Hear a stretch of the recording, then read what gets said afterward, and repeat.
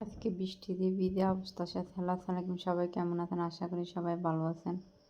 যে যেখান থেকে দেখতেছেন সবাই পেজটা ফলো দিয়ে আমার পাশে থাকবেন, সবাই ভিডিওটা ফলো দিয়ে দিবেন। আর পেজটা বই গেছে, আপনারা সবাই ফলো দিবেন, যার সামনে যায় ভিডিওটা দেখবেন। আজকে বাজারে গেছি, বাড়িতে যেতে আছি, ঘরে বাজার কিছু নেই, বাজারে যাই।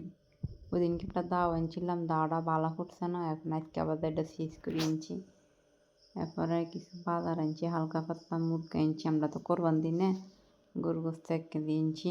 ঈদের দিন ফাঁকা ফেলার লাগে আলু আনছি, এটা তরকারি আনছি। এরপরে ওই দিনকার একটা বৃষ্টির ভিতরে একটা আম পাইছিলাম।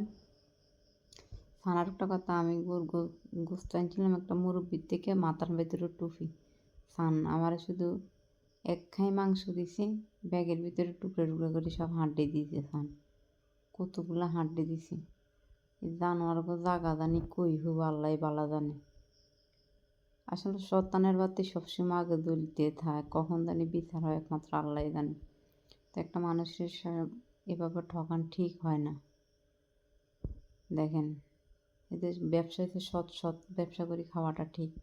তারপর ওই দিনকে মাথার একটা কাঁচ আম পাইছি, পরশু দিন রাইতে তুফান হয়েছে, বিলে টোকাইতে গেছি। তো আমরা বঞ্জি বাইরে গেছি কুড়িয়ে ইঞ্চি বাবুলোর ওটা জন্মের সুখে। তো সবাই ভালো থাকেন, ফেসটা ফলো দিয়ে দিন। আল্লাহ।